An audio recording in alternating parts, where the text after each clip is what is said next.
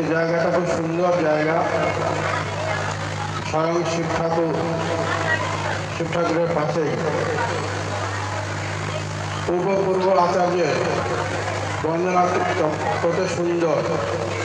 ভক্ত সঙ্গ সুখানন্দী সিদ্ধান্ত অর্ণব রূপে। আর এদিকে কীর্তনে গেয়েছেন কি ভক্ত সঙ্গীত মন আনন্দিত অনুক্ষণ সদা হয় কৃষ্ণ পরশন। ভক্ত সঙ্গে আনন্দ কেন হয় না, কৃষ্ণ প্রসঙ্গ ছাড়া অন্য কিছু প্রসঙ্গ এখানে হয়ই না। তাই আজকের বর্তমান অবস্থা আমরা পৌঁছেছি ভক্তের সঙ্গে কিছুক্ষণের জন্য সময় অতিবাহিত করার জন্য। তো বলছে কা তব কান্তা পস্ত পুত্র সংসার ভয়াবহ অতীব বিচিত্র।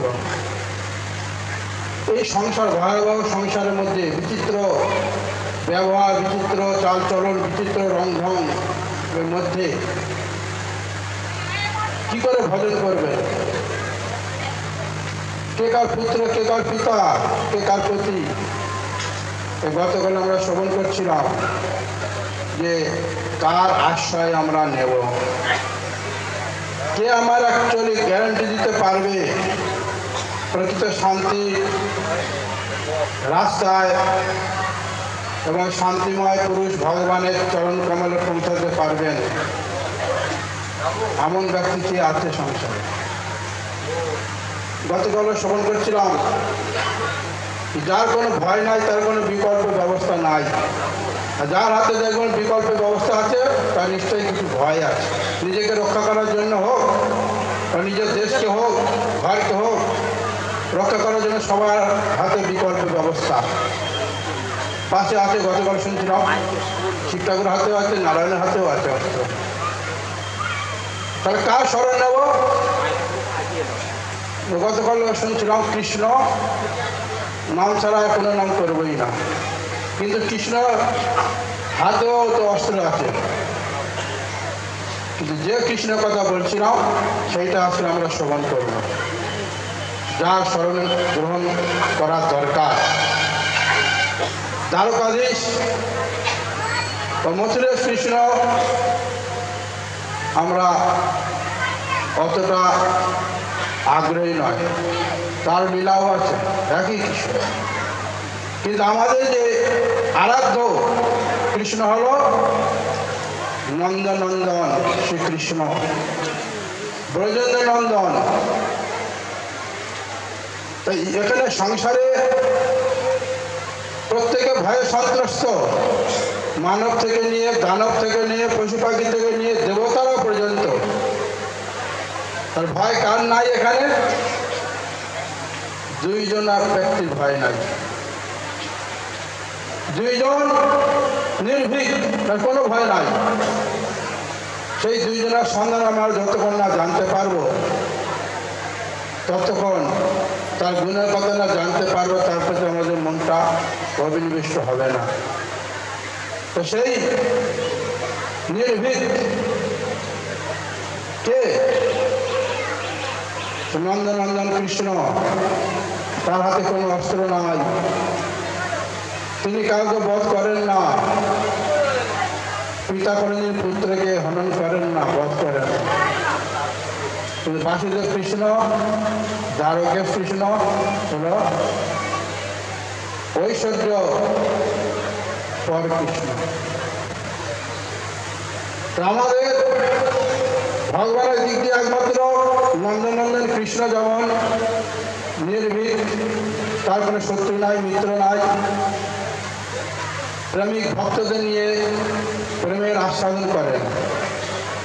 আর সেই নন্দনন্দন কৃষ্ণের ভক্ত বৈষ্ণবগণ, বৈষ্ণবগণ তারা যে গ্রামে গঞ্জে শহরে যান, অপরিচিত কোনোদিন পরিচয় নাই, যোগাযোগ নাই, গিয়ে ঘরে গিয়ে নক করছেন, দরজা আওয়াজ দিচ্ছেন, বেল টিপছেন। কি ব্যাপার? কি ব্যাপার? কোনো কাজকর্ম খুঁজে পাচ্ছেন, এখানে এসে আমাদের উদ্বেগ দিতে আসছেন। কত রকমের শোনা যায় বিষয়ের মুখে, কিন্তু তারা নির্ভীকভাবে গুরুদেবের বাণী, ভগবানের প্রেম ধনের ধ্বনি হয়ে ভগবানের বাণীগুলো গুরুদেবের আনুগত্যেই গ্রামে গঞ্জে শহরে বড় বড় অফিসে গিয়ে তারা হানা দিচ্ছেন, শুনতে চায় না, জোর করে শোনাচ্ছেন। তো সে বিষ্ণু ভক্ত, নিষ্কাম, অতএব শান্ত, ভক্তি মুক্তি সিদ্ধিকামী, সকলেই অশান্ত। তাই এখানে আমরা অশান্ত যার চিত্ত, যারা ভয়ে ভীতু ভীরু, তাদের আশ্রয় নিলে আমরা কোনোদিন শান্তি পাবো না, নিশ্চিন্তে জীবনযাপন করতে পারবো না। তার প্রত্যক্ষ প্রমাণ আপনারা দেখতে পাচ্ছেন। দেশে অরাজকতা চলছে, শান্তি চাই, শান্তি চাই। শান্তি কোথায়? শান্তি শান্তি করে চিৎকার করছে সারা বিশ্ব, সারা দেশ, প্রত্যেক ঘরে ঘরে শান্তির জন্য, কিন্তু শান্তিটা ভুলে সুখের ভিতরে দৌড়াচ্ছে। সুখের জন্য 24 ঘন্টা কর্ম করছে, করে কিন্তু শান্তি পাচ্ছে না। সেই শান্তির রাস্তা একমাত্র শান্তাকার পুরুষ ভগবানের চরণ কমলে। সেই ভগবান গোলকপতি গোবিন্দ, তিনি আসলে কলিযুগে ধরাধামে ভক্তভাব অঙ্গীকার করে এসেছিলেন নদিয়া নগরে সতী দেবীর গর্ভে। নদিয়া নগরে সতী দেবীর গর্ভে এসেছিলেন সেই করুণাময়ী গৌরাঙ্গীর রূপটা কালোর উপরে ঢাকা দিয়ে। গৌরাঙ্গী মানে রাধা ঠাকুরাঙ্গী, রাধা ঠাকুরানীর রূপটা ঢাকা দিয়ে তার ভাবটা, ভক্ত ভাবটা ধারণ করে তিনি এলেন। তাই সেই গৌরাঙ্গী কথা একটু না বলে মনটা শান্তি লাগছে না।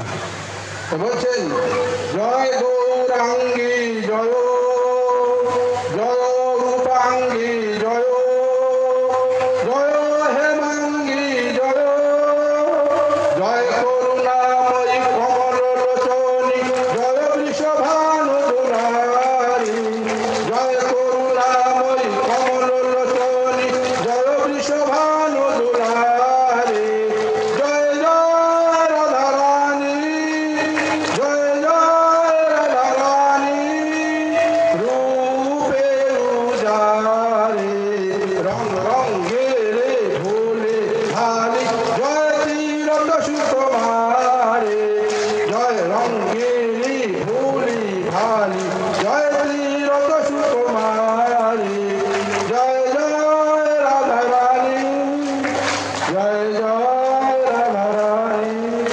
সে রাধারানীর ইচ্ছা হয়েছিল যুগ যুগ ধরে স্ত্রী শূদ্র চণ্ডাল অন্তর ক্ষত্রিয় বৈশ্যরা ভগবত সেবা থেকে বঞ্চিত। তাই ভগবান কর্তুম অকর্তুম অন্যথা কর্তুম সমর্থ হলেও তিনি সহজে দান করেন না।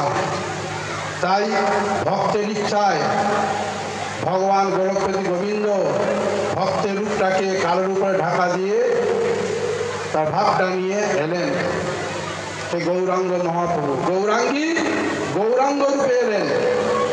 গৌরাঙ্গ রূপে এসে তিনি কি করলেন, কি দিয়ে গেছেন, সেইটা আমাদের একটু অনুধাবন করা দরকার। গৌরাঙ্গ মহাপ্রভু কি জন্য এসেছিলেন, কি বস্তু আমাদেরকে দিতে এসেছিলেন, সেইটা আমাদের হৃদয়ঙ্গম করা দরকার। খালি ভক্তদের জন্য নয়, অনেকে বলে এগুলো ভক্তদের কাজ। যারা বৈষ্ণব হয়েছে, বৈষ্ণব আর বৈষ্ণব এর মধ্যে পার্থক্য আছে, অনেকে বোঝে না, বোধগম্যের অভাব। অনেকে বলে যারা বৈষ্ণব হয়েছে তাদেরই কাজ না, সারা বিশ্ববাসীর জন্য চৈতন্য মহাপ্রভু এসেছিলেন সে প্রেম ধনের বন্যাতে ভাসানোর জন্য, নাম সংকীর্তনের বন্যায় ভাসানোর জন্য এসেছিলেন। কিন্তু নিন্দু সন্ন্যাসী, নিন্দু পাষণ্ডী, দাম্ভিক, এরা সব বাদ গেল। তাই তিনি কি করলেন, প্রথমেই কিরকম নাম করলেন, সীমা সংবানের দরজা বন্ধ করে দিয়ে, দরজা বন্ধ করে তারপরে যখন দেখলেন অনেক লোক নিন্দা করছে যে নিশ্চয়ই কিছু ব্যাপার আছে, দরজা বন্ধ করে কেন নাম করবে। আবার কিছু লোক মনে মনে খুব ইচ্ছা যাচ্ছে, আহা কি যে ভিতরে হচ্ছে, এত সুন্দর মধুর নাম যদি আমাদের ভাগ্যে হতো। ভক্তদের কিছু ইচ্ছা যখন জাগ্রত হয়েছে, ভগবান তখন কি করলেন, না আর দরজা বন্ধ করে নয়, এবারে বাইরে প্রকাশ্যে ভক্তের ইচ্ছা যখন হয়েছে, ভগবান আর দরজা বন্ধ করে থাকতে পারলেন না। তখন নাম সংকীর্তন তিনি যে শুরু করবেন, তার আগে শিক্ষাগুরু জগৎগুরু তিনি শিক্ষা দিয়েছেন যে গুরু পদাশ্রয় করলেন পিতার পিণ্ড দেওয়ার বাহানায় গয়াধামে গিয়ে ঈশ্বরপুরী পাদে চরণাশ্রয় করার পরেই নাম সংকীর্তন প্রকাশ করলেন। নাম সংকীর্তনে নদিয়াবাসী খালি নয়, বলছে শান্তিপুর ডুবু ডুবু নদে ভেসে যায়। নদিয়ায় গঙ্গার জোয়ারে ভেসে যাচ্ছে, শান্তিপুর এখন ভাসে নাই, ডুবু ডুবু অবস্থা। ওই শান্তিপুর ডুবু ডুবু নদে ভেসে যায়। কিন্তু যারা নিন্দুক, পাষণ্ডী, মায়াবাদী, বিদ্যার অহংকারী, রূপের উচ্চ করে জন্মের অহংকারী, তারা বাদ করে গেছে। তাদের জন্য মহাপ্রভু কি করলেন, সন্ন্যাস নিলেন। সন্ন্যাস অর্থাৎ নূতন বিবাহিত স্ত্রীকে ত্যাগ করে অনাথিনী মাতাকে ছেড়ে চলে গেলেন। কিন্তু তিনি এটাকে অন্যায় করেছেন না, তিনি আনুগত্য করেছেন, আনুগত্য শিক্ষা দিয়েছেন। যখন তিনি সন্ন্যাস নিয়ে চলে যাবেন, মাকে বলেন, মা আমি তো সন্ন্যাস নিয়েছি, এখন ঘরে থাকতে পারবো না, কোথায় যাব, তুমি যে আদেশ করবে তোমার আদেশ ছিল ধর্ম, আমার কর্তব্য। আনুগত্য শিক্ষা দিলেন। তখন মা বললেন, বেটা নিমাই, তুমি বৃন্দাবনে যাবে অনেকদিন থেকে শুনছি, কিন্তু বৃন্দাবন অনেক দূরের রাস্তা, সবাই যেতে পারে না। পুরীধামটার কাছে, প্রত্যেক বছরে জগন্নাথের রথযাত্রা বাহানায় যাওয়া আসা করে, তাই আমরা ভক্তরা যাওয়া আসা করে তাদের মুখে শুনবো, নীলাচলে থাকবো। মায়ের আদেশ শিরে ধারণ করে তিনি নীলাচলে 16 বছর 24 বছর মধ্যে নীলাচলে সমাপ্ত করে 24 বছর থাকলেন নীলাচলে। নদিয়ার কাজ শেষ করে নীলাচলে 24 বছর। নীলাচলে থাকার উদ্দেশ্য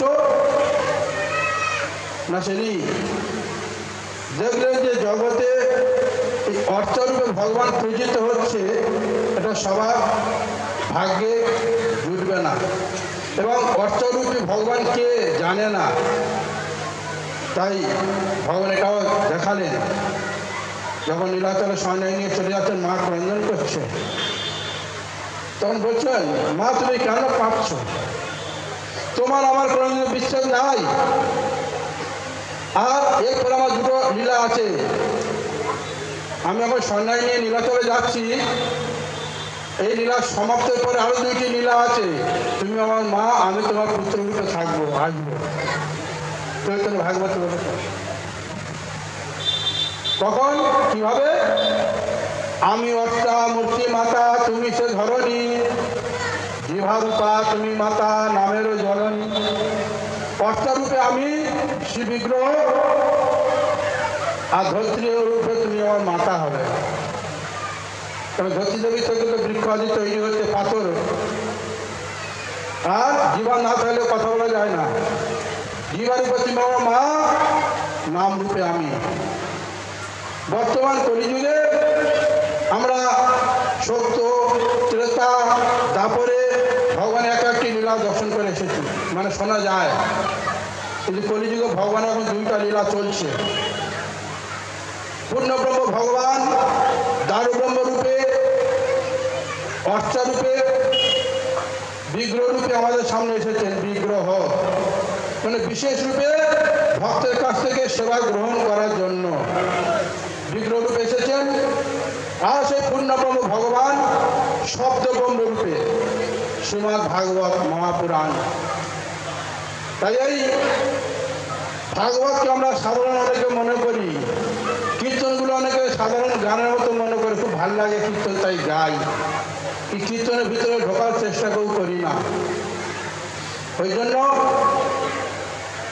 আমাদের ভাগবত কথা বা কীর্তন, ভগবান রূপগুণ লীলাদি কীর্তনগুলো করার আগেই মহাজনদের অনুগমনে, বৈষ্ণবদের অনুগমনে যদি করতে পারা যায় তাহলে হৃদয়ঙ্গম করতে পারবো, নচেত কোনো কস্মিন কালে হবে না। এই ভক্ত সঙ্গে ভক্তি লাভ, ভক্তি লাভ হলে কি হবে? তা প্রত্যেকে আমরা ভক্তি করছি, ভক্তি লাভ হলে কি হবে আপনারা সবাই জানেন। ছেলে মা সেবা করে কি লাভ পায়, স্ত্রী স্বামী সেবা করে কি লাভ পায়, সেবা মানে ভক্তি। প্রত্যেক জীব প্রত্যেকের দাসত্ব করে চলেছে, কেউ দাসত্ব ছাড়া কেউ সংসারে ফ্রি মাইন্ডে নাই। কিন্তু এই দাসত্ব দ্বারাই দুঃখ, যেখানে স্বার্থ নয় দাসত্ব সেবা সেখানে দুঃখ, আর যেখানে স্বার্থ রহিত সেবা সেখানে প্রেম। আমরা প্রত্যেকেই জীবের স্বরূপ হয় কৃষ্ণের নিত্য দাস। কৃষ্ণের দাসত্ব যদি আমরা না করি, মায়ার দাসত্ব করতেই হবেই। আর মায়ার দাসত্ব করলেই জানবেন শান্তি নাই। কেননা মায়ার দাসত্বের মধ্যে প্রত্যেকের মধ্যে কম বেশি স্বার্থ লুকিয়ে আছে। যেখানে স্বার্থ, যেখানে লেনদেনের ব্যাপার আছে সেখানে দুঃখ আছে। কিন্তু ভগবানের সেবা, ভক্ত সেবা লেনদেনের ব্যাপার নাই।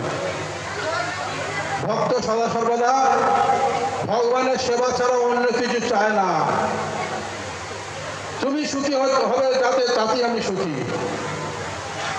ভগবান চলে গেছেন বৃন্দাবন লীলা সমাপ্ত করে মথুরায় মামার উৎসবের বাহানায়, কিন্তু বলে গেলেন কালকে আসবো।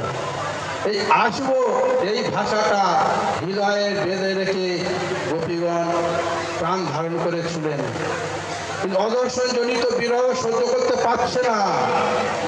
বলছেন যে কতদিন এরকম কষ্ট পাবো, এখন তো এলো না প্রাণনাথ।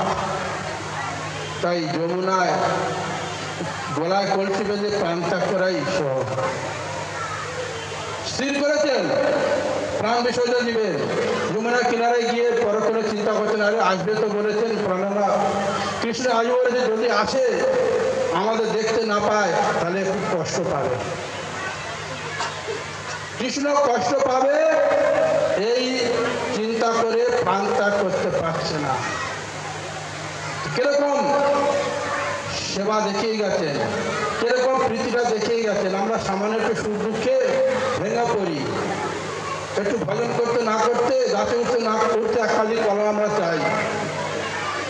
কিন্তু সবারই চিন্তা করুন তো, যে রামচন্দ্রকে এটো ফল খাইয়েছিল, চেপে চেপে গেছিল, কুমারী অবস্থা থেকে বৃদ্ধ অবস্থা পর্যন্ত গুরুদেবের বাণী পালন করেছে গেছেন। সবারই যখন বিয়ে ঠিক হয়েছে তার আগের দিনে পূজা করতে যাবে, দেবী পূজা করতে দেখছে অনেকগুলো পাঁঠা বাঁধা আছে। সই এগুলো কি ব্যাপার? এই মা তুই জানো না কালকে যে তোর বিয়ে, এগুলো বলি দেওয়া হবে,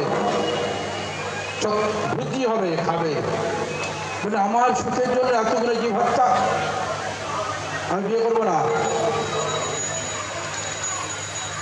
দাঁড়িয়ে গেছে, রাজার কাছে খবর গেল, বলে ঠিক আছে এখন বুঝে টুঝে নিয়ে যাও, তাই ওগুলো অন্য জায়গায় ট্রান্সফার করে যাও, বলে ছেড়ে দেওয়া হয়েছে। রাত্রে খবর নিচ্ছে, রাজার সঙ্গে তো লড়তে পারবে না। খবর নিয়ে দেখলেন না বাঁধা আছে, বলি হবেই, বিয়ে হবেই, বলি হবে। একজনের সুখের জন্য এতগুলো জীবের হত্যা হবে, 12-14টা পাঠা। রাত্রে উঠে চলে গেলেন মাতঙ্গিনীরা মুনির আশ্রমে। রাত্রে কেউ জানতে পারে নাই, কোথায় গেছে, মেয়ে ছেলে কোথায় খুঁজবে? আর মুনির আশ্রমে সহজে সবাই যায় না। যখন বিপদে পড়ে তখন সাধুর কাছে যায়, তার আগে কেউ সাধুর কাছে যায় না। তো মুনির আশ্রমে গিয়েছে মানে সবাই কেউ যাবে না, ডিস্টার্ব করবে না। সেখানে গিয়ে আশ্রম ঝাড়িয়ে দেয়, মোটা করে, পরিষ্কার করে। মুনি চিন্তা করে কী ব্যাপার, এত ভোর করে কে এত পরিষ্কার করে, আগে তো এরকম হচ্ছিল না। তখন দেখলেন একজন কুমারী, তখন তাকে বললেন কী ব্যাপার, এখানে মেয়েদের তো কোনো অধিকার নাই। বলে কেন? ভগবান সেবা সামনে সেবা আমাদের কি এমন পাপ করেছে আমাদের অধিকার নাই? তখন মুনির শিষ্যরা গিয়ে বললেন গুরুদেবের কাছে, যেরকম একজন মহিলা প্রত্যেকেই ঝাড়ু দেওয়ার কথা শোনে না, এই আশ্রমের কাছে আছে। গিয়ে খবর নিলে কী ব্যাপার, না এই ঘটনা, বিয়ের প্রস্তাব ত্যাগ করে আমি চলে এসেছি এই কারণে।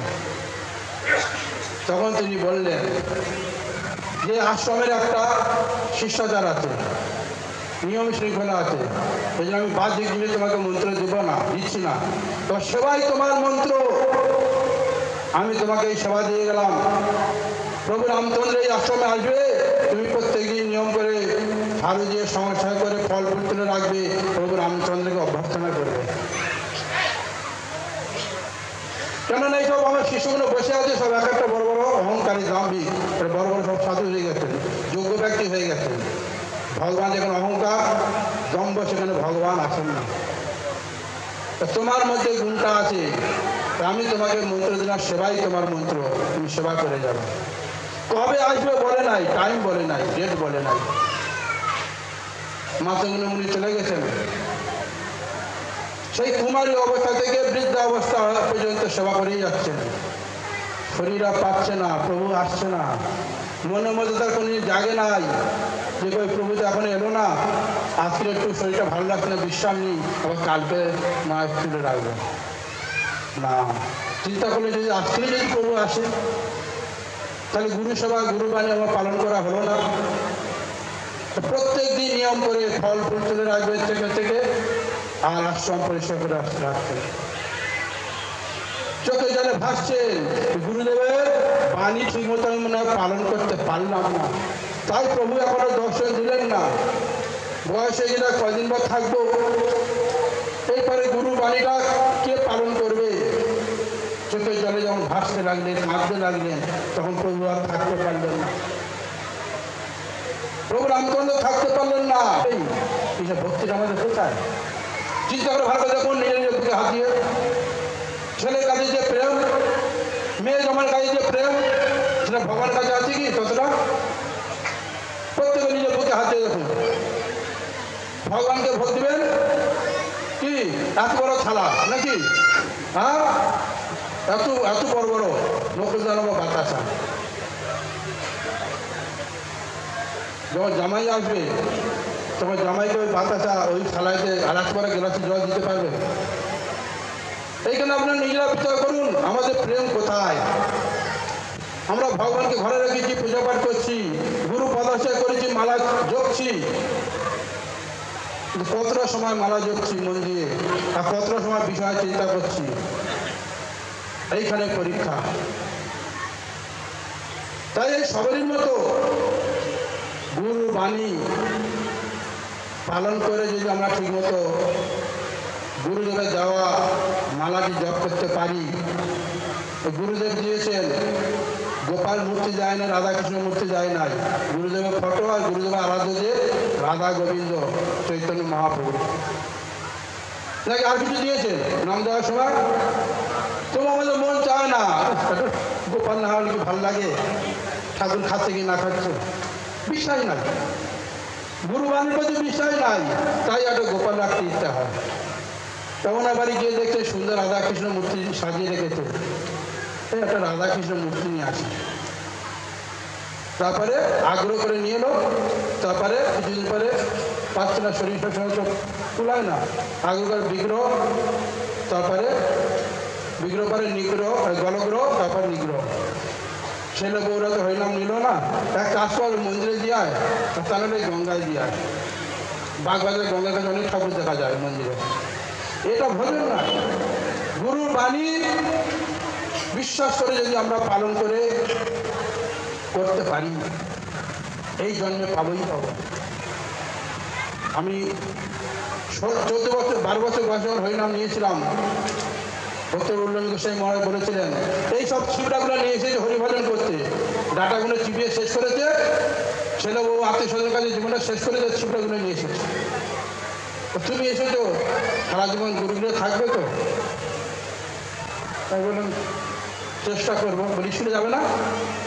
আমি স্কুলে তো যাচ্ছি, যাই। তারপরে পঞ্চাশটা প্রভু সেবা করতেন। বলছি তুমি এই বয়স হরিনাম নিয়ে স্কুলে যাবে না? বললে না স্কুলে যাবো। বলে টিকে ধরে টানবে, বিস্তারি করবে। তাহলে তো করতে পারে। বলছি তুমি রাখবে না, রাখলে কিন্তু তুমি পরীক্ষা পাস করতে পারবে না। তো তাই হলো। 2 বছর পড়াশোনা করার পরে তখন চলে এলাম। যখন চলে এলাম, ভক্তি হৃদয় বিষ্ণু মহারাজ বলছেন, অনেক জন্ম আমরা সংসার করে গেছি, একটা জন্ম হরিভজন করে গুরুগৃহ থেকে হরিভজন করে দেখো কি লাভ হয়। এরপরে আবার তো জন্ম পাবে, যদি না লাভ করতে পারলে আবার তো জন্ম পাবে, আবার ছেলে মেয়ে বউ বাচ্চা পাবে। কিন্তু একটা জীবন হরিভজন করে দেখো, একটা জীবন গুরুগৃহে ভয় করো। সেই ভক্তি হৃদয় ঋষি মহারাজের বাণীটা বুকে বেঁধে গুরুবর্গের কৃপা আশীর্বাদের ছায়ায় এখনো পর্যন্ত গুরু আদেশ, গুরু সেবার মধ্যে এখনো আছি। সেবা তো করতে পারি না, সেবা করার আমাদের তো অধিকার নাই। যতটুকু তিনি করিয়ে নেন ততটুকু আমরা করতে পারি। দুঃখের বিষয়, ছোটবেলা থেকে মাতৃগর্ভে যখন ছিলাম, মানে পূর্বাশ্রমে চলে এলাম, মাতৃগর্ভ থেকে গুরুগৃহে গুরুবর্গে শাসন করে পেলাম না, এটা আমার দুঃখ। কোনোদিন কেউ শাসন করলো না। যাদের ভালোবাসে শুনেছি তাদের শাসন করেন, কিন্তু কত রকমভাবে শাসন করেন গুরুবর্গরা জানেন।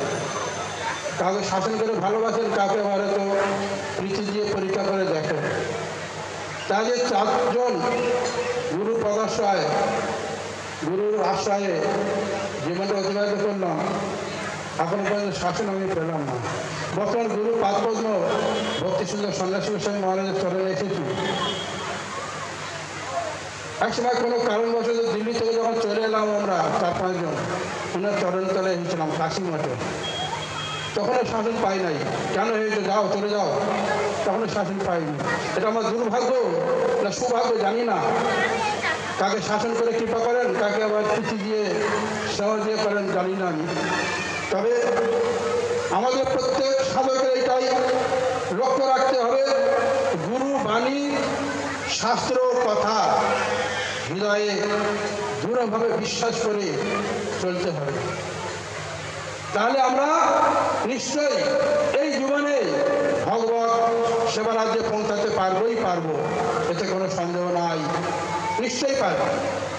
তাই বলে বিশ্বাসে মিলায় বস্তু তর্কে বহুদূর। তর্কের কাছে ভগবান নাই, তর্কের দ্বারা পাওয়া যাবে না। বিশ্বাস, গুরুবাণীর উপরে বিশ্বাস আর শ্রদ্ধা, যেটা নিত্যানন্দ বললেন। এই যে নাম হাটে এসেছেন, অর্থ করি লাগবে না, টাকা পয়সা লাগবে না কেনা বেচার জন্য, কিন্তু আবার কেনার কথা বলেছেন। শ্রদ্ধার মূল্য, শ্রদ্ধা মূল্যে কৃষ্ণ নাম এই দিতে এসেছেন নিতাই। শ্রদ্ধা না থাকলে বিশ্বাসটা আসবে না, আর বিশ্বাসটা দৃঢ়তা না হলে আমরা লক্ষ্য স্থানে পৌঁছাতে পারবো না। ওই জন্য আমাদের প্রত্যেকের এই গুরুবাণী শাস্ত্রের কথা সাধুর মাধ্যমে পালন করে যদি যেতে পারি, নিশ্চয়ই আমরা পারবো। তাই আজকে বৈষ্ণব ঠাকুর শিব ঠাকুরের পাশে আছি। শিব ঠাকুর সদা সর্বদা নাম জপ করছেন, আর পার্বতী মা সদা সর্বদা শ্রবণ করছেন। এরকম ঘরে বসে সবসময় সাধুর সঙ্গে না পাওয়া যায়, ঘরে বসে করতে হবে। মহাপ্রভু কি বলেছেন, 5, 10, 5, 7 মিনিট দাঁড়াতে বসিয়া কীর্তন করো সবে হাতে তালি দিয়া। 5 জন হোক, 10 জন হোক, 7 জন হোক, হাতে তালি দিয়ে ঘরে বসে কীর্তন করো।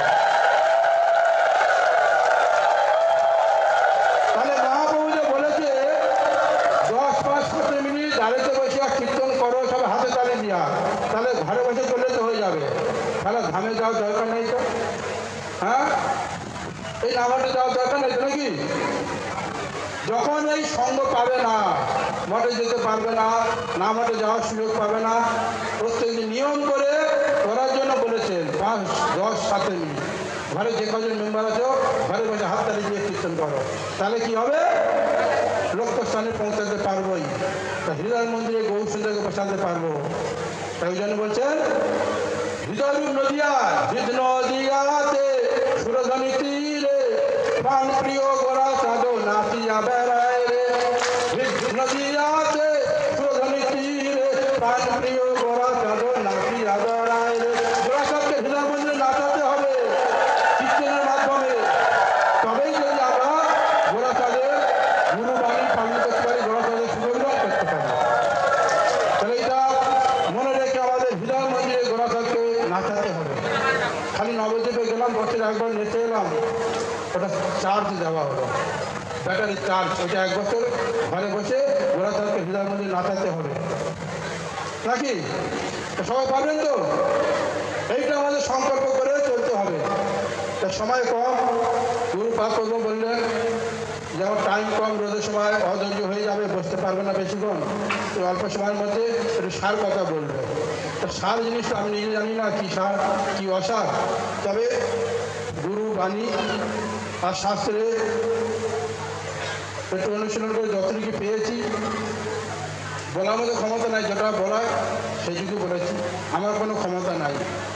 তাই আমরা আজকে প্রত্যেকে সংকল্প করবো, খালি ভক্ত নয়, ভক্ত অভক্ত, নাস্তিক পাষণ্ডী, জগাই মাদাই মতো যারা পাষণ্ডী তারাও পর্যন্ত হৃদয় মন্দিরে গোরা চাঁদকে নাচাতে হবে, যেরকম নিতাই নাচিয়েছিল জগাই মাদাইকে। তা আজকে আমরা প্রত্যেকে সংকল্প করব যেন কোনোদিন আমাদের খালি না যায়। নিয়ম করে যেমন খাচ্ছি, ঘুমাচ্ছি, শুচ্ছি, নিয়ম করে প্রত্যেক দিন গোরা চাঁদকে হৃদয় মন্দিরে নাচাতে হবে কীর্তনের দ্বারায়।